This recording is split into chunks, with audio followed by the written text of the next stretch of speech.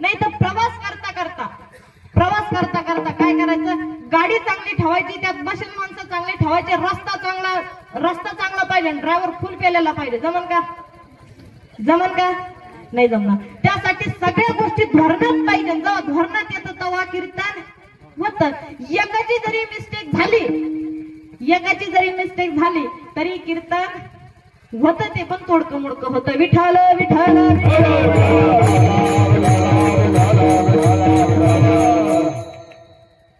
संत चरणाराजा लागता सहज वासनेचे बीज जडून जाय.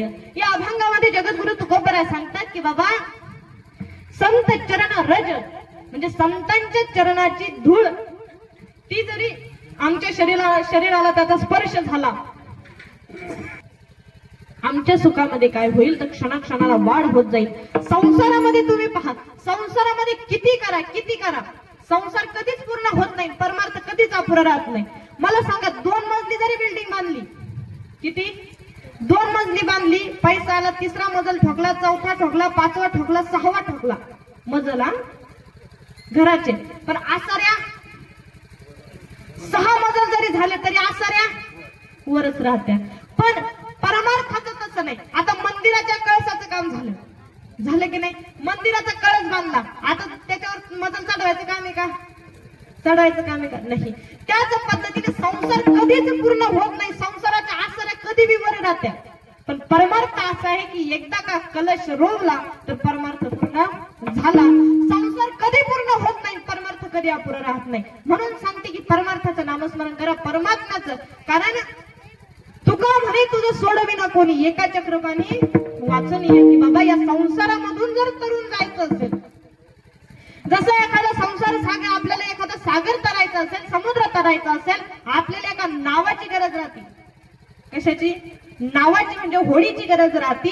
तसंच आपल्याला जर हा संसार सागर तरायचा असेल तर त्यासाठी सुद्धा आपल्याला नामाची गरज आहे. म्हणून परमात्म्याचं नामस्मरण. मग तुकोबराने हे सांगितलं, जेव्हा वासना जळून गेली आमच्या अंतःकरणातील, मग नंतर काय होईल बाबा? मग राम नाम उपजे आवडी. आणि एकदा काही वासना, आणि ही वासना एवढी बेकार आहे वासनेच्या नादी. कारण वासनेने कितीतरी जड भरत राजा हरणी गर्भ गेला, घाना तो घातला वासनेने. सांगितलं की बाबा, जड भरत राजाने आयुष्यभर देवाचं नामस्मरण केलं, पण मरता वेळेस काय झालं? हरणीच्या पिल्लाचा मोह झाला. पुढचा जन्म कशाचा भेटला? हरणीचा भेटला. मग आता आपल्याकडे एक प्रथा आहे, पा इकडे करता का नाही काही माहित नाही. माणूस मेल्याच्या नंतर 13व्या दिवशी एका कुकात परत पाणी घेता, कुकाचं पाणी करतात, आणि त्या कुकाचं पाणी एका टोपल्या खाली झाकून ठेवता, आणि मग नंतर आपल्याला त्याच्यात पाय उमटलेले दिसते कशाचे. मग आपल्याला समजतो की पुढचा जन्म कशाचा भेटतो. पुढचा जन्म त्याच्यावर नाही ओळखायचा. माणसाच्या अंतःकरणामध्ये जर मरता वेळी जी वासना असेल तसा त्याला पुढचा जन्म भेटत असतो. रोहिदास महाराज पहिल्या जन्मामध्ये ब्राह्मण होते, पण मरताना एका चपलीची मनामध्ये भावना निर्माण झाली, एका चपलीची मनात वासना निर्माण झाली, आशा निर्माण झाली. पुढचा जन्म चांभाराच्या घरी, म्हणजे चर्मरंगनाच्या, म्हणजे चपलायतच झाला रोहिदास महाराजांचा. म्हणून वासना ही अशी बाबा, वासनेने कितीतरी लोक. आता संसार जर आपण करायला गेलं, संसाराची नवीन भुरळ अशी असती, हिरवळ अशी असती, नवीन कॅसावर तोंडावर लटा फेकणं, नवऱ्याच्या गाडीवर बसलं की पुढे हात टेकवणं, संसाराची नवीन भुरळ. ती हिरवळ जर कोणा पाहिली बाबा, ती हिरवळ जर चांगला ब्रह्मचार्यानं जर पाहिली तर त्याला वाटतं की आपण बी घ्या काय घालू कोण.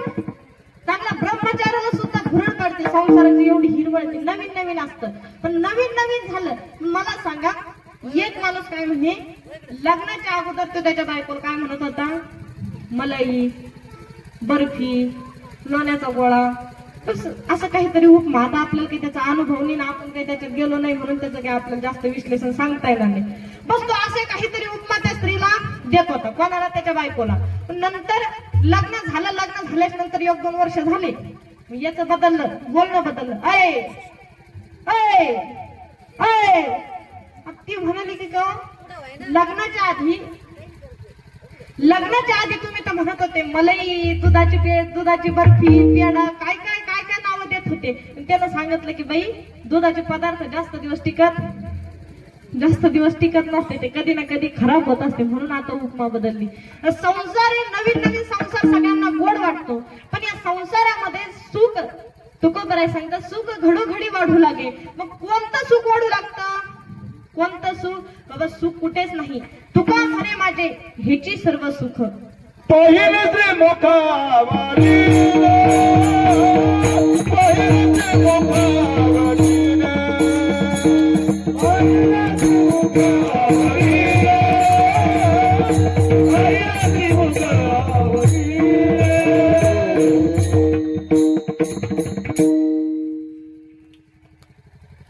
तुका म्हणे माझे हिची सर्व सुख पाहिन श्रीमुख आवडीने, किंवा मग तुझे पायी सुख सर्व आहे. सर्व सुखाचे आगर जनी म्हणे शारंगधर, सर्व सुखाचे आगर बाप रखुमा देवीवर, आणि सर्व सुखाचे आगर म्हणे नरहरी सोनार. हे काय बाबा, सकल संतांनी सुखाची व्याख्या केली. काय केली?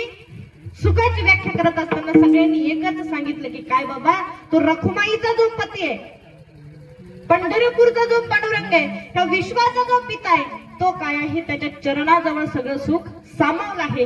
पहिली गोष्ट, परमात्म्याच्या चरणाजवळ सगळं सुख सामावलं आहे. त्याच्या चरणाच्या व्यतिरिक्त सुख कुठे नाहीये. म्हणून सगळ्याच संतांनी मागितलं काय? पाय मागितले. सगळ्या संतांनी काय? पाय मागितले आणि सांगितलं की बाबा, तर आम्हाला सुखामध्ये जर वाढ करायची असेल तर तुझ्या चरणाजवळ आम्हाला सदैव काय कर? तुझ्या चरणाजवळ जागा दे. एकदा का परमात्म्याच्या चरणाजवळ आपल्याला जागा भेटली तर आपलं काय होतं? मोक्ष आपल्याला नक्कीच प्राप्त होतो.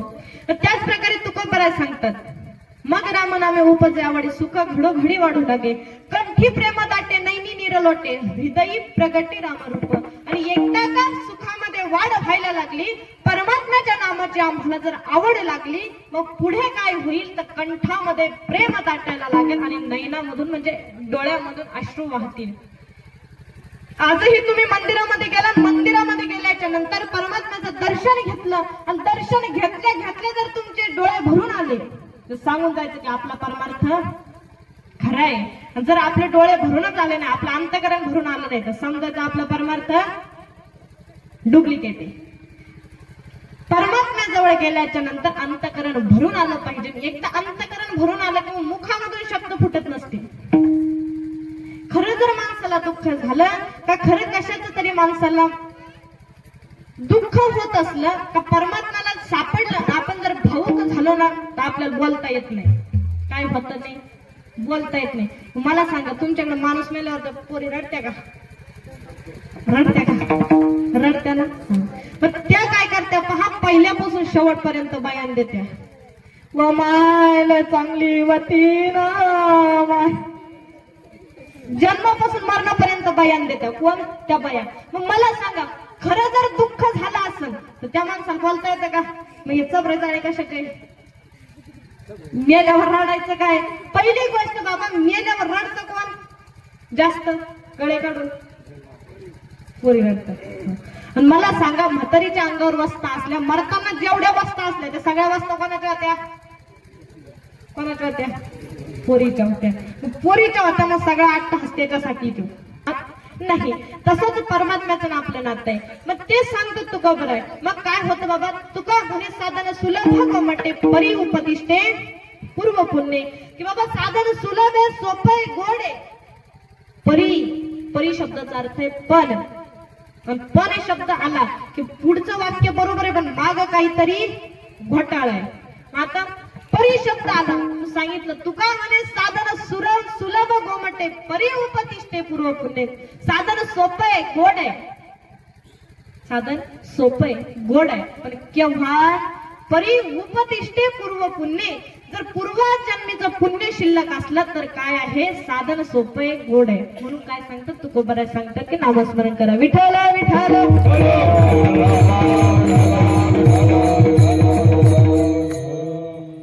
संतांचं महत्व आपल्या जीवनामध्ये एवढं आहे, संतांचं महत्व एवढे जीवनामध्ये की बाबा ते संत जीवनामध्ये येतात आणि आपल्याला काय होतं? संतांची व्याख्याच अशी आहे की बापरे तिकडे माणसं बसले काय, फोकस चमकल्यामुळे दिसले मी एवढं इतकेच आहे.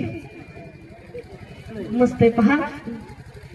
गावाच्या एवढ्या अंतर सुद्धा सप्ताह असून एवढी भरभरून पब्लिक म्हणजे तुमचं सुद्धा कौतुक करायला पाहिजे. आता एकदा तुमच्यासाठी जोरदार टाळ्या वाजवा.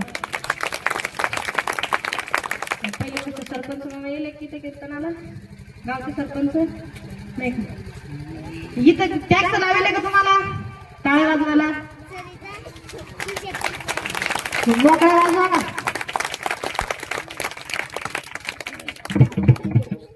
सगळ्यात महत्वाचं एवढी उपस्थिती कीर्तनाला लाभली हेच मोलाची गोष्ट आहे. कारण एवढ्या लांब मंदिर असून सुद्धा एवढी उपस्थिती. आणि पहिली गोष्ट तुम्हाला द्यावं तेवढं धन्यवाद कमी.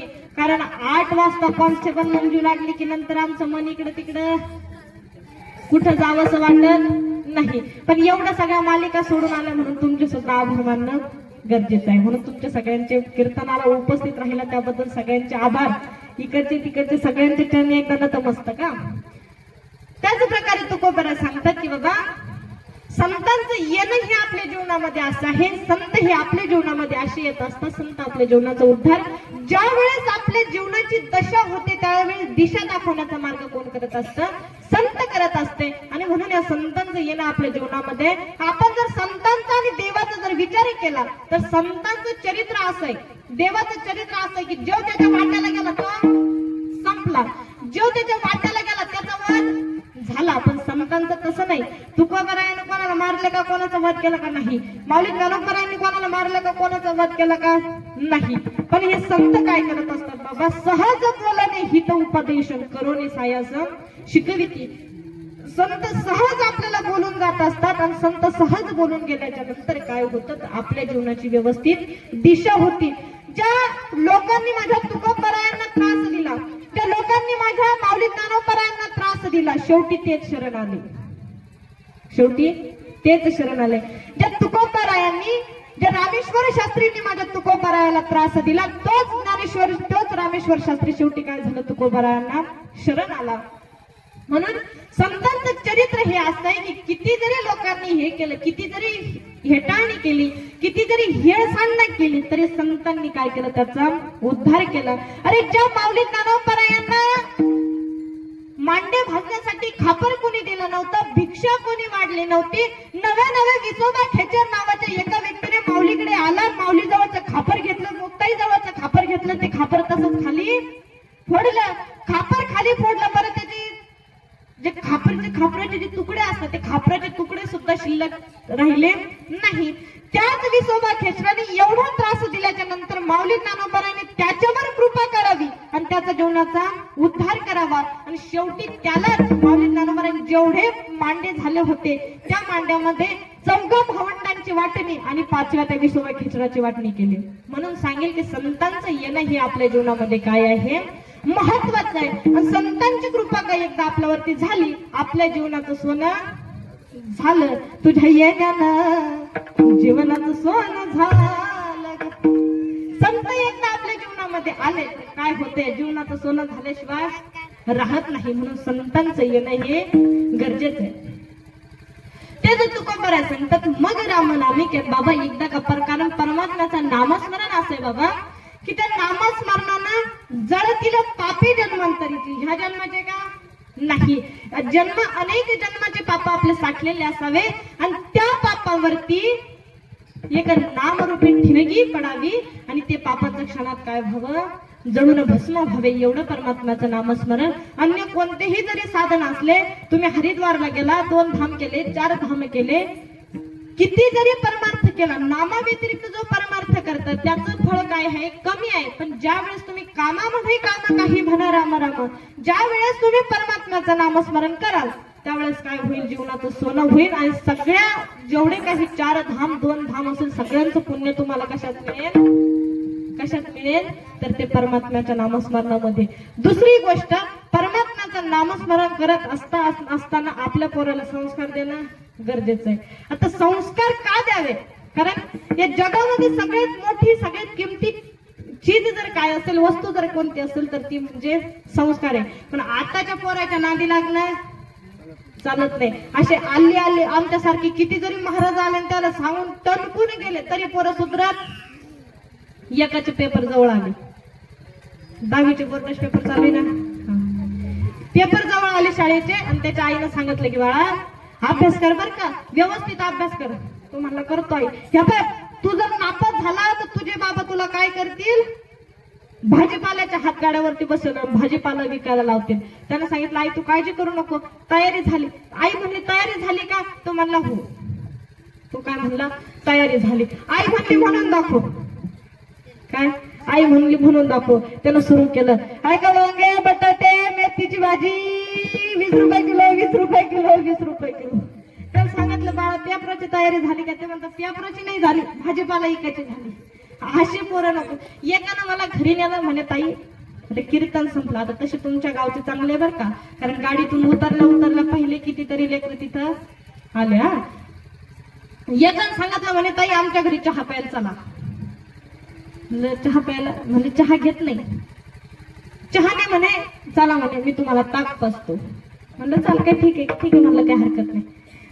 गेलो आम्ही घरी, त्यानं बरोबर ताक गीक प्यायला दिलं. 1 तांब्या ताक दिलं, पिऊन घेतलं सगळं. बरं झालं तर झालं. मी त्याला म्हणलं करे आई घरी नाही आणि तुला जर विचारलं की ताक कुठे गेलं, ते म्हणलं मी सांगून कुत्र्याने प्यालं म्हणून. बरं म्हणलं अरे येड्या, मग तसाच राग आला बाबा. कुत्र्याने प्याला म्हणून सांगून द्यायचं ना बाबा महाराजाला दिलं. तो म्हणला नाही, मला राग आला तर तांब्या धरला आणि तसाच खाली आपटला. बरं फोडला तो तांब्या आणि तांब्या फोडला, त्यानं गपचप बसाना. ते म्हणलं आई महाराज आपलं सांगितलं नाही, आता तांब्या फोडला. अशीच विचित्र लेकरे. एक मला म्हणलं की ताई मला एका प्रश्नाचं उत्तर द्या. म्हणलं काय विचार? त्यानं प्रश्न विचारला, महादेवाला पार्वती ओवाळती काय? महादेवाला पार्वती ओवाळली, मग सांग बरं ताई ती कशावर उभी राहती? म्हणलं आता पाटावर म्हणत हे म्हणून जमिनीवर उभी राहते, जमिनीवर म्हणत हे म्हणून पाटावर उभी राहते. इकडं जात आड तिकडं जात विहीर. मग मी काय केलं, पाकिटातून 200 रुपये काढले त्याच्या हातामध्ये दिले. पण त्याने ते 200 घेतले, त्यातले 100 परत मला वापस दिले. म्हणलं का रे आपली तर पैसे लागली होती, मला उत्तर देता नाही आलं, मग तू पैसे घेऊन घे. पैसे का वापस दिले? ते म्हणलं ताई मलाच येत नाही ना. असे आपले काय मुलं आहे. 2 जण एकूण एकाला भेटले. काय झालं? 2 एकूण एकाला भेटले आणि एकूण एकाला. आता ते 7 फेब्रुवारी ते 14 फेब्रुवारी सप्ताह उठला. लिंगेवाडीचा नाही, भोकरदनचा नाही, आलापूरचा, बाबुळगावचा हे सप्ते नाही, शिवरात्रीचे नाही, गजानन बाबा प्रगट दिनाचे नाही. 7 फेब्रुवारी ते 14 फेब्रुवारी पोरायचे सप्ते, पोरायचे पोरीचे सप्ते बसले होते खास. Chocolate day, valentine day, rose day, propose day, अजून काय काय आपल्याला एवढं माहित नाही. सप्ताह उठला. शेवटी बरोबर त्याचं काय असतं, 14व्या दिवशी काला, व्हॅलेंटाईन डेला काला. त्याच्या व्यतिरिक्त सप्ताह तिथं सांगता राहते ना कालाला. 2 जण एकूण एकाला भेटले, लय कलाकार. ते एक म्हणलं की एकाला काही त्याचा मेळ लागत नव्हता. ते म्हणलं करे एवढं सगळं झालं म्हणे. आता 7 फेब्रुवारी 8 फेब्रुवारी 9 फेब्रुवारी पोराची लय स्टेटस दिसत होती. नेमकं काय होतं म्हणे असं स्टेटस ठेवलं. ते म्हणलं आपण तुला गर्लफ्रेंड आहे का? ते म्हणलं नाही. तुला मैत्रीण आहे का? ते म्हणलं नाही. कुठं जमासारखं आहे का? कुठं जुगाड जमासारखं आहे का? ते म्हणलं नाही. ते म्हणलं मग जाऊ दे, मग 26 तारखेला महाशिवरात्र आहे, काला दुसऱ्या दिवशी काला पार्सल घेतल्याशिवाय जाऊ नको. एवढे नंबरे पोरं आहे म्हणून काय आपले पोरं, आपण जे पोरं घडवतो त्या पोरांमध्ये म्हणजे छत्रपती घडले, माझे संभाजीराजे घडले, त्यामध्ये कितीतरी फरक आहे. आजकाल तुम्ही आम्ही फक्त पोरं घडवत जातो. पोरांना फक्त सांगतो की बाबा हे कर, बाबा ते कर, ते कर, हे कर, ते कर. पण आपण व्यवस्थित संस्कार मुलांना देत नाही.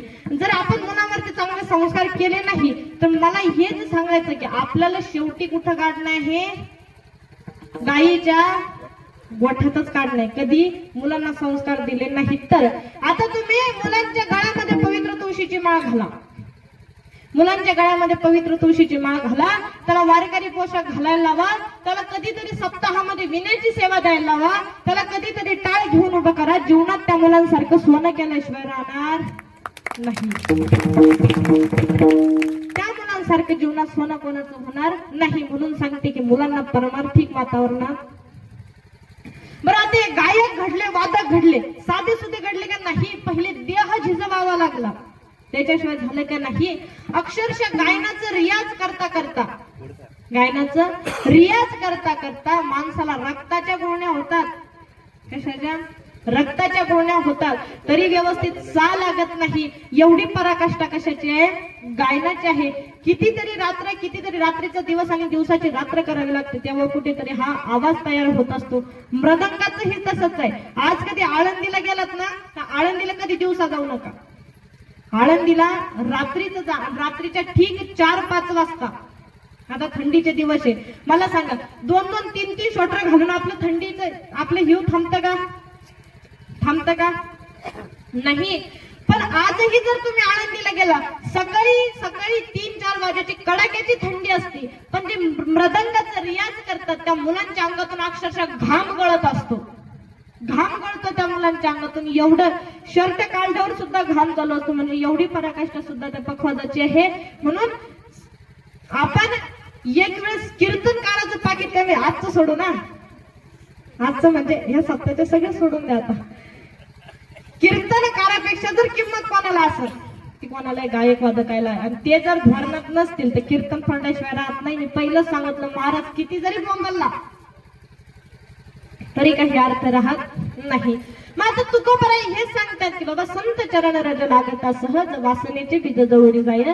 की काय? संतांचं आमच्या जीवनामध्ये येणं आणि आमच्या जीवनामध्ये सोनं करण्यासाठी संतांची फक्त आम्हाला काय संगत लाभली पाहिजे. आणि एकदा का संतांची संगत तुम्हाला आम्हाला लाभली तर आपल्या जीवनाचं काय होतं? सोनं होतं. अभंगाचं प्रथम चरण. संत चरण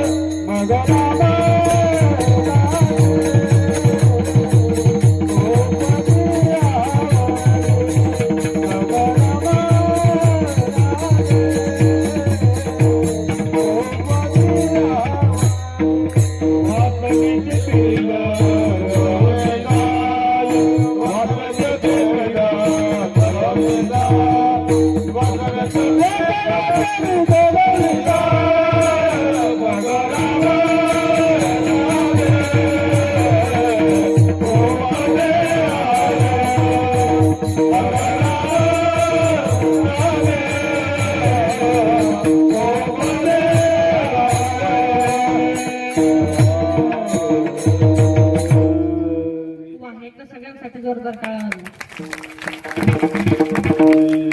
संत चरण रजा लागता सहज वासनेचे बीज जळून जाईल. मी पहिलं सांगितलं सगळे धरणात पाहिजे. सगळं काही आज असं वाटतं की हा सप्ताह 7 दिवसाचा नसून हा महिन्याभराचा सप्ताह आहे का, म्हणजे एवढं परफेक्ट नियोजन झालं. सगळं व्यवस्थित, सगळं काही समाजही व्यवस्थित उपस्थित आहे, पखवाजाची साथही व्यवस्थित आहे, कीर्तनकार बरं आहे ना, बरं आहे का, कीर्तनकारही बरं आहे, तसेच गायक वादक मंडळी असं सिस्टम सगळंच काही विशेष साथ आहे. म्हणून सगळ्यांची अमूल्य अशी साथ आपल्याला लाभलेली आहे. कधी कधी काय होतं पहा, ज्याला गाता येत नाही त्याला गायाचा लय तरफडा, ज्याला गाता येत नाही त्याला गायाचा तरफडा, ज्याला वाजवता येत नाही त्याला वाजवायचा तरफडा. गाता येईल तेनेची गावे, गाता येईल तेनेची गावे, गाता येईल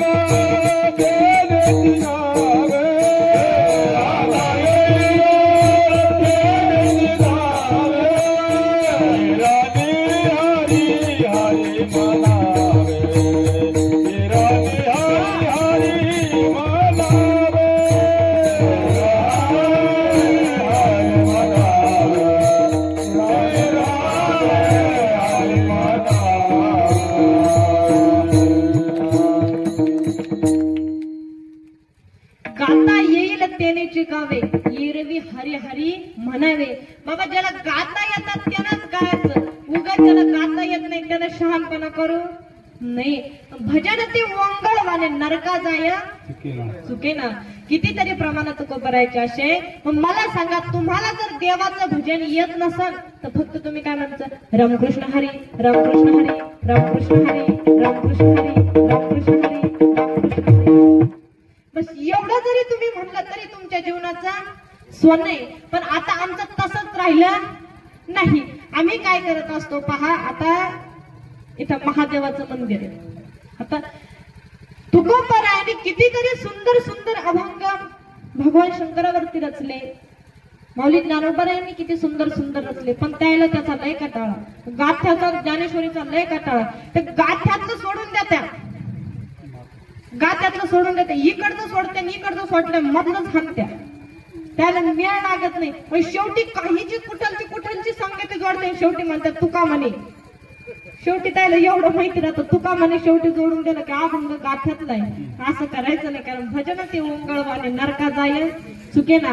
मी आता शिवरात्रीचा सप्ताह चालू आहे. एका ठिकाणी काय झालं, आता गाडीमध्ये मी येत असताना जागराची सेवा होती. कशाची? जागराची. मग त्याला भजन इथं आहे का बाबा, जागर चालू आहे का, है ना. रात्री कीर्तन झालं, कीर्तन झाल्यानंतर जागराची सेवा होती. बरं झालं, आता व्यवस्थित भजन गिजन सुरू झालं. एका बाईनं भजन काढलं. काय? एका बाईनं भजन काढलं, अरे अरे विठोबा तुझ्यात माझं मान, घेते मोबाईल करते तुला फोन. मग वाटलं की नेमकं देवाचा नंबर भेटला कुठं, प्रश्न पडतो ना. आता आम्ही रात्रंदिवस आडत फिरतो, रात्रंदिवस बोंबलत फिरतो, अजून मेळ लागला नाही देवाचा नामचा. हिला नंबर कुठे भेटला? पुढचं चरण, तुझी लय आठवण येते म्हणून तुला मी मिस कॉल देते. तुझी आठवण येते म्हणून तुला मिस कॉल देते. आता हे कुठं भजन झाले का, हे कुठं अभंग झाले का? नाही. अंतकरणाला भावन असं माणसानं भजन केलं पाहिजे. एका ठिकाणी महादेवाच्या मंदिरामध्ये भजन चाललं. आता भजन चाललं, श्रावण सोमवार होता, त्या बाईनं भजन सुरू केलं, पार्वती कसा केला गणपतीनं महादेव संन्याशी, पार्वती कसा केला गणपतीनं महादेव संन्याशी. टोले खायचेच काम नाही का आता? महादेव तो संन्याशी, मग गणपती कसा केला? हिला कारण कुठंचे कुठे डोके लढू नका. म्हणलं आई हे येणं महापातक लागतं. म्हणलं असे भजन म्हणू नये. काय म्हणलं? असे भजन म्हणू नये. कुठेतरी गाथ्यातले म्हणा, संतांच्या परंपरेतले म्हणा, संतांच्या रचनेतले म्हणा. मग म्हणली बाई मग म्हणू कशावर, सांग तरी म्हणे बाई तुला. म्हणलं म्हणा, शिव भोळाच्या तीरावरती त्याचे पाय माझे चित्ती वाचे, वदता शिव नाम तया नवादी क्रोध काम. मी सांगितलं तिला बरोबर गाथ्यातलं अभंग. बरं आता तिनं असं म्हणावं ना, तिने केलं सुरू, शिव भोळा चक्रवर्ती तुई माय मई चुलती. एकही धोरणात नाही म्हणते तर त्याची भजनाची चाल बी लय भारी आहे. चाले अशा जोडत्या, कुठे पिक्चरची चाल घुसडत्या, कुठं सैराटची घुसवत्या, कुठं झिंगाटची घुसवत्या, कुठं पुष्पाची घुसवत्या. चालीला सुद्धा मेळ लागत नाही. म्हणून सांगेल गाता येईल तेनेची गावे एरवी हरी हरी म्हणावे. एकाला संस्कृत बोलायचा जास्त नाद होता. काय? संस्कृत बोलायचा जास्त नाद होता. आता त्याला काय केलं, सध्या बेकार कंडिशन चालू. कशाचे? पोरी भेटू, पोरी तर जास्त हे चालू आहे. आता पोरीच भेटना झाल्या, पोरी भेटू राहिल्या का आता? नाही. मग काय झालं, आता त्याला पोरीच भेटत नव्हती. पण यानं काय करेल होतं, हे ऋषिकेश हरिद्वारला जायला होतं, तिकडून संस्कृत शिकून येत होतं. यानं तिकडे संस्कृत शिकायचं, तिकडे त्यांना संस्कृत नाही, तिकडे त्यांना फक्त भातच खायचं काम केलं, याच्या व्यतिरिक्त काही केलं नाही. मग आता तिकडून आलंय, तिकडे शिकलंच नाही. मग इकडे काय ढेकळा येणार आहे का त्याला? येईल का काही? येईल का? नाही. मग आता काय झालं, नेमकं त्याचं लग्न ठरायचं. मग लग्नात पोरीकडच्यानं मागणी केला. आता मागण्याला विचित्र निघल्या पहा. पोरीच्या मागण्या कमी माईच्या जास्त आहे. तुम्ही मायलाच तिथं नांदायला जा नाही. पोरीच्या कमी झाल्या मागण्या, मायाच्या जास्त झाल्या. मला नाही का जावई सरकारी नोकरीवाला पाहिजे, त्याचं ना 2 BHK फ्लॅट मुंबईमध्ये पाहिजे, सिटीच्या ठिकाणी त्याचा प्लॉट पाहिजे. मागण्या कोणाच्या? माईच्या. पोरीला काही घेणं देणं राहत नाही बिचारी. तिचं लग्न जमलं, तिला फोन भेटतो, बरोबर घंटा 2-2 घंटे त्या फोनवर बोलत राहते. त्याच्या व्यतिरिक्त तिचा काहीच हस्तक्षेप राहत नाही. पण मागण्या कोणाच्या? माईच्या. चला लग्न जोडवायचं, केली मागणी. काय म्हणे पोराच्या तिथं? काय म्हणले? आता घरदार बांधलेले, पोटापुरती जमीन हाय. मग नेमकं करतं काय? नोकरी काय? नोकरी नाही, पण पोरग त्याचे काय झाली? संस्कृत मधून PhD झाली. बरं आता चांगलं 7वी घराणा होता, माळकरी घराणा होता. त्याला वाटलं की बाबा जाऊ द्या, थोडंफार कमी जरी असलं, पण पोरग कसं आहे? माळकरी संस्कृत म्हणल्यावर काही विषय नाही. जाऊ द्या म्हणे बाबा, आपली पोरगी तरी निदान सुखात राहील. पण त्या दारुड्या गिरुड्याच्या नांदी लागणार म्हणजे तिला लागायचं काम पडणार नाही. बरं झाला विवाह, लग्न झालं. पण आता मला सांगा, आपल्याला कोणती बी भाषा येत असली, आपण कधी खानदेशामध्ये गेलो की बोलता बोलता आपल्याला खानदेशी भाषा थोडीफार तरी 2-4 शब्द तरी आपल्या आधूनमधून निघते. आपल्याला इंग्लिश येत असली तर बोलता बोलता आधूनमधून 2-3 शब्द तरी इंग्लिश निघते. लग्न झालं त्याचं. आता लग्न झालं, हिनं पाहिलं की इतके दिवस झाले म्हणे लग्नाला, पण कधी अजून संस्कृत शब्द आठवला नाही म्हणे, कधी आढळला नाही. नेमकं शिकलं काय म्हणे, कसं शिकलं म्हणे. ती म्हणली भाई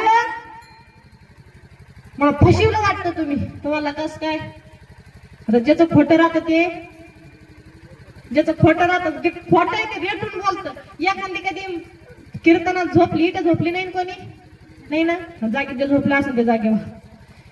एखादी कीर्तनात झोपली, बरं कीर्तनात झोपली की ती पुढच्या याच्यावर डुकल्या खाती. मग ती म्हणते कवा माय झोपू राहिली का? वा कीर्तन चालू ना, पाय ना कशी नात तर सांगते पोरगी. ती म्हणते कवा झोपली वा मी?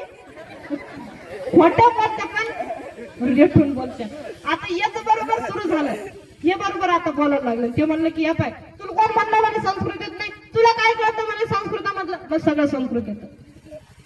ती म्हणली याची जिरवल्याशिवाय जमत नाही, हा कुठं तरी लिंक लावणं पडते म्हणे. ही म्हणली की या पाय तुला संस्कृत येत नाही? ते म्हणला मला संस्कृत येतं. बरं मग संस्कृत शिकायला जायचं काय? संस्कृत शिकायला जायचं. मग आता संस्कृत शिकायला बोलणारं कोणीतरी, बोलणं नेमकं समजणारं कोणीतरी पाहिजे. आता हिला वाटलं की कोणीतरी जे संस्कृत शिकेले त्याला घरी आणायचं.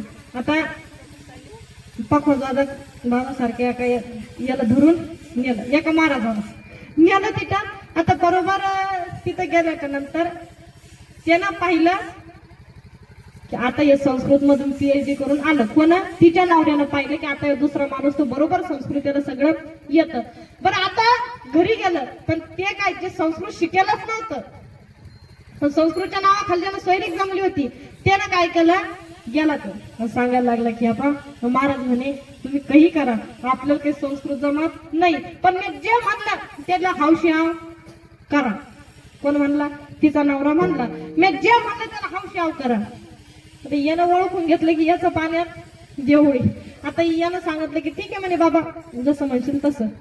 बरं आता जेवण घेऊन झाले, जेवायला ताट वाढायचे. बरं आता एक पंक्तीत बसले आणि आता ती म्हणली की आज तुम्हाला सगळं संस्कृत बोलणं पडेल, अजिबात मराठी बोलायची. यानं सांगितलं ठीक आहे.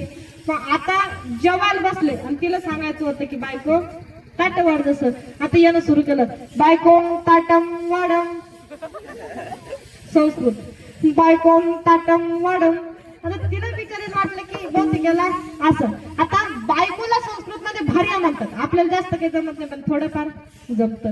आणि ताटाला संस्कृतामध्ये काय म्हणतात? पात्र म्हणतात. आता यानं म्हणलं की बायको ताटम वाढम, तिला वाटलं असं काही. बरं ते झालं. आता जे संत मंडळी महाराज लोक जेवायला बसले की पहिले पाणी फिरून आचमन करतात. बरं आता यानं आचमन करायला सुरू केली, पण आचमन करायला पाणीच नव्हतं. मग या म्हणला बायकोम तीर्थम आनम. हिनं ओळखून घेतलं याचं पाण्यात येऊन याला काही जमत नाही. पण तिनं काय केलं, तिचं मिक्सर होतं, यानं काशीहून जे पाणी आणलं होतं त्या पाण्याजवळ तिचं मिक्सर होतं, कशाचं, मसाला वाटायचं. ते मिक्सर तिच्यात होतं, हिनं मसाला काढला, त्या मसाल्यातलं पाणी ते तीर्थात पडलं. आता मसाल्याचं पाणी तीर्थात पडलं, ते तीर्थ तिखट झालं. आता यानं आचमन करायला पाणी घेतलं, पाणी गिनी फिरवलं आणि ते पाणी पिऊन घेतलं. पण पाणी पिल्याच्या नंतर त्याला ते पाणी तिखट लागलं. आता त्याला ते पाणी तिखट लागलं आणि हे म्हणला बायकोम तीर्थम तिकटम कशम सुरू केलं यानं. ती म्हणले अरे धसकटम, त्याच्यामध्ये मसाल्याचं पाणी गिरम म्हणून ते तिकटम लागम. हिनं पाहून घेतलं. म्हणून ज्याला बोलता येत नाही त्याला बोलायचा, ज्याला गाता येत नाही त्याला गाया चालवणार. आमच्याकडे काय झालं, आता म्हाताऱ्याच्या तुम्ही ओव्या सुरू केल्या शेतामध्ये. आता पहिली गोष्ट ती प्रथा जुन्या काळात होती ती कशी तरी, पण आता बंदच पडत चालली. मग कुठं कुठं राहत असते. मी एकदा अशीच ओवी ऐकली, ओवीमध्ये तिनं सुरू केलं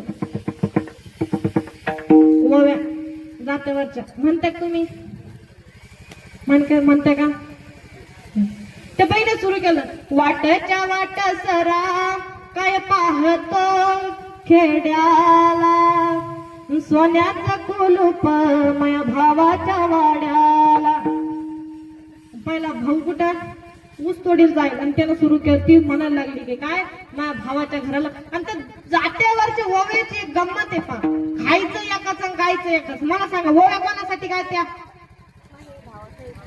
हा कोणासाठी गायत्या? भावासाठी गावत्या. खाते कोणाचं? नवऱ्याचं खात्यान. गात्या कोणाचं? भावाचं गात्या. नंतर तिनं पुढची ओवी सुरू केली. लिंबाच्या झाडा खाली मपलं भाऊ दारू पाडी, कोणी मेल्याने केली काडी आली पोलिसाची गाडी, कोणी मेल्याने केली काडी आली पोलिसाची गाडी. ओव्या अशा ओव्या. पण त्या ओव्याची गंमत अशी पहा, जनाबाईचे किती तरी सुंदर ओव्या आहे, जनाबाईचे कितीतरी सुंदर ओव्या आहे, माझ्या मुक्ताईच्या कितीतरी सुंदर पहिल्या ओव्या राहत होत्या. सुंदर माझी दाटे गे फिरते बोलते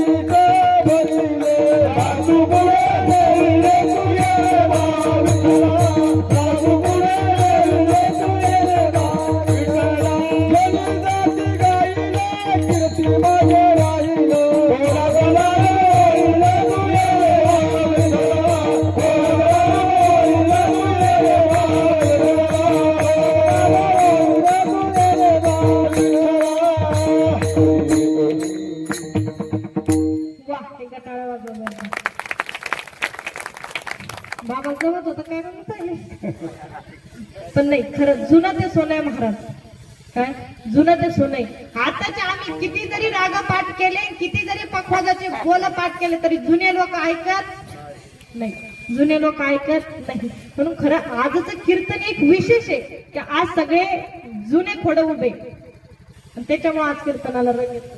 पुढे सांगते मग आता त्या जातेवर कितीतरी सुंदर सुंदर ओव्या आहे. आता त्या दुसऱ्या तिसऱ्या ओव्या सुरू केल्या. आमच्याकडे एका बाईने काय केलं, एक मुस्लिम समाजाची बाई होती, एक हिंदू समाजाची बाई होती. आता दोघी जात्यावर बसल्या. जात्यावर बसल्याच्या नंतर जी हिंदू होती, आता हिच्याकडे भांडवल जास्त असल्यामुळे हिनं ओव्या सुरू केला.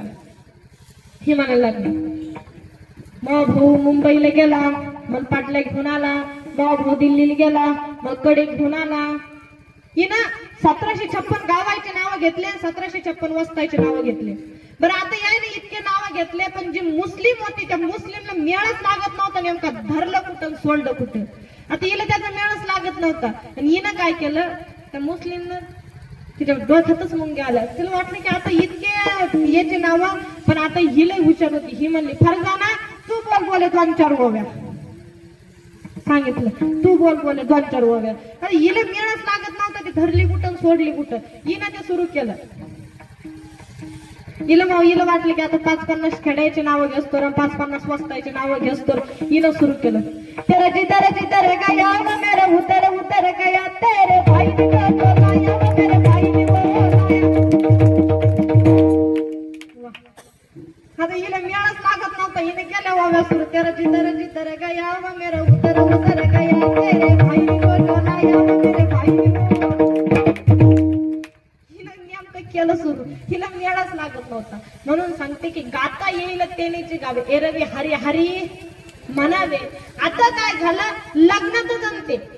काय झालं, आपला विषय येत होता लग्न जमत्या. लग्नामध्ये अपेक्षा कोणाच्या वाढल्या, माईच्या वाढल्या. पण अपेक्षा वाढल्या आणि त्याच्यात आता हस्तक्षेप कोण करायचं काम राहिलं नाही. आमच्या पखोजवाला बाबाने एकदा ते म्हणून की मायावरच घरा धरणं म्हणून मी चांगलं सोयरी गेले एका. बरं आता त्यानं सोयरीक जमवली आणि ती सोयरीक चांगली जमली म्हणजे पोरगी चांगली तिच्या संसाराला लागली की कोणी पुसत नाही की बाबा आमचं भरत महाराज आमची चांगली सोयरीक केली का भरत महाराजामुळे आमच्या पोरीचं चांगलं झालं. तिला ती घेत नाही. ती म्हणते बया आम्हा पोरीचं का कपाळच लय नादर होतं माय, उच्च कपाळ होतं माय आणि तिच्या हातावर नाही का माय अशा नादर रेष आहे बाई, तिचं भाग्यच लय मोठं आहे माय. काय म्हणत्या चांगलं झालं तर. आणि ते गणिमत ते नाचलं.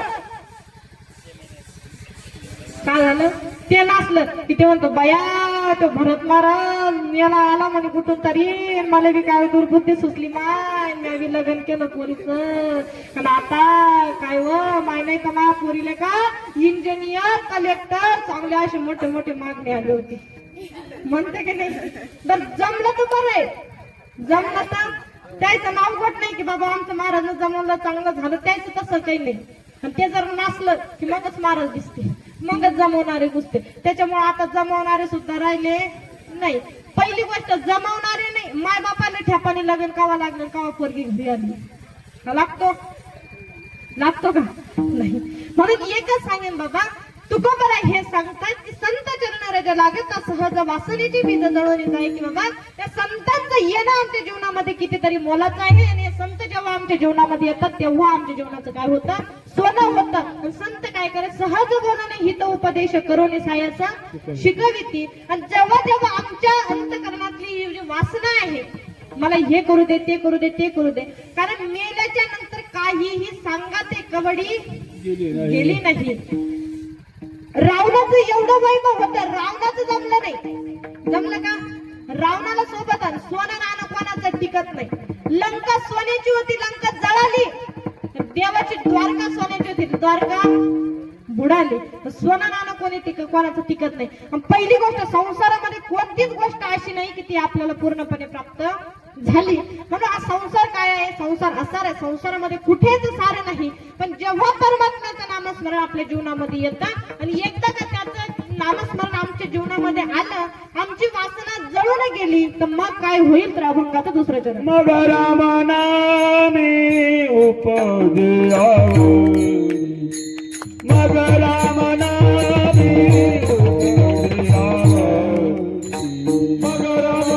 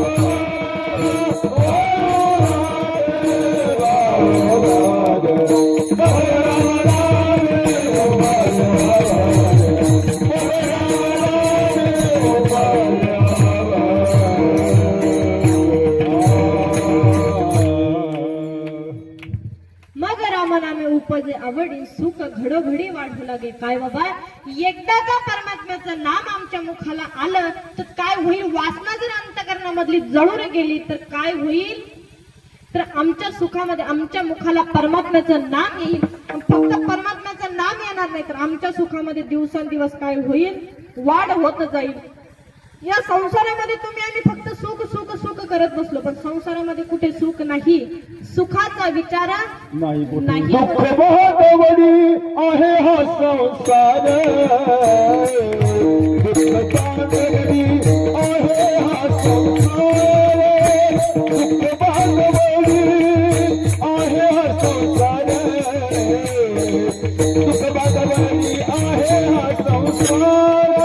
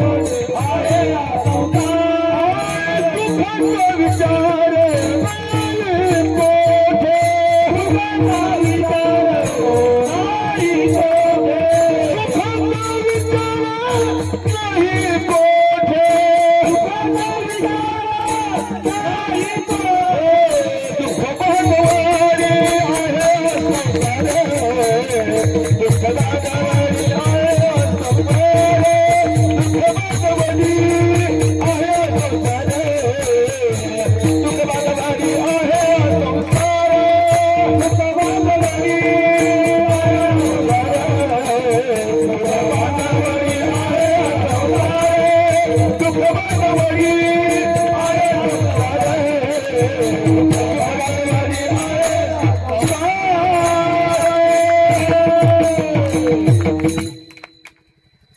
दुःख बांधवडी आहे हा संसार आणि सुखाचा विचार नाही कुठे. अरे या संसारामध्ये आल्याच्या नंतर सुख तर सोडून द्या, सुखाचा विचार सुद्धा कुठे येत नाही. पुन्हा संसार असार आहे, याच्या नादी लागायचं नाही. जो याच्या नादी लागला मग संसार, मग आपण असं म्हणतो की आम्ही संसारच करावा, मग परमार्थच करावा, मग संसार सोडून द्यावा का? नाही. मग काय करायचं? संसारी असावे असोनी नसावे, भजन करावे वेळोवेळा. की बाबा संसारामध्ये राहायचं, काय संसारामध्ये राहायचं. जर संसारामध्ये जर सारं नसतं, तर संसारामध्ये जर परमार्थ झाला नसता तर तुकोबरा संन्यासी राहिले असते, नामदेवराय संन्यासी राहिले असते, नाथ बाबा संन्यासी राहिले असते, पण राहिले का? नाही. संसार करून परमार्थ. मग संसार करून परमार्थ कसा करायचा? तर कामामध्ये काम काही म्हणा राम राम. जेव्हा आपण परमात्म्याचं नामस्मरण कामामध्ये करू तेव्हा जाईल भव श्रमण, सुख होईल दुःख होईल, सुख होईल दुःख. काय की जेव्हा ते परमात्म्याचं नामस्मरण आमच्या मुखाला येईल तर तेव्हा काय बाबा आमच्या जीवनामधून दुःख नावाची गोष्ट काय होईल? निवारण होईल. मग आता तुकोबरा हेच सांगतात बाबा की एकदा कंठामध्ये प्रेम दाटायला लागलं, डोळ्यामधून अश्रू वाहायला लागले, केव्हा जेव्हा परमात्म्याची आवड तुम्हाला निर्माण झाली. मग नंतर काय होईल बाबा? तर अभंगाचं तिसरं चरण. कंठी प्रेम दाटे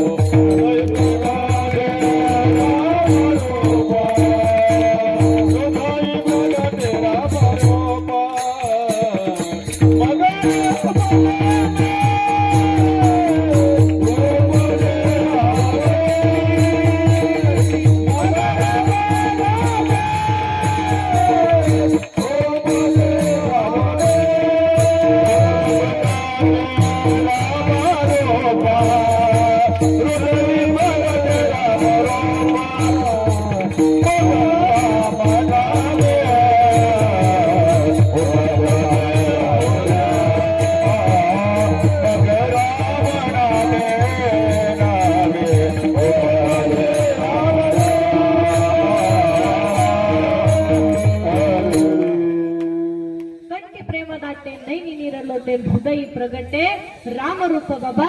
एकदा कंठामध्ये प्रेम दाटायला लागलं तर परमात्मा हृदयामध्ये, परमात्मा असा तसा हृदयामध्ये विराजमान होत नाही. तुका घरी चित्त करारे निर्माण येवोनी गोपाळ राहे तिथे.